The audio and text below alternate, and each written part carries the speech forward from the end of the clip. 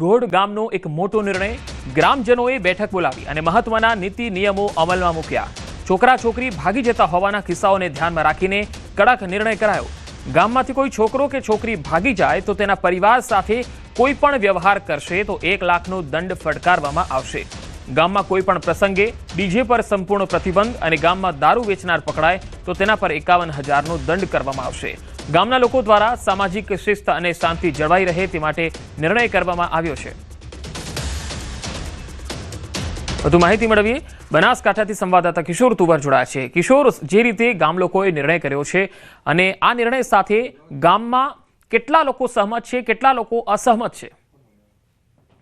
ચોક્કસથી પંકજ, દાંતીવાડા તાલુકાનું નાનું એવું ગોડ ગામ છે. ત્યાં આગળ ગામમાં દીકરી અને દીકરાઓ ભાગીને લગ્ન ન કરે તે માટે કડક નિયમો બનાવવામાં આવ્યા છે. તેના માટે ગોડ ગામજનો એક બેઠક બોલાવી હતી. તેમાં નીતિ નિયમો અમલમાં મૂકવામાં આવ્યા છે.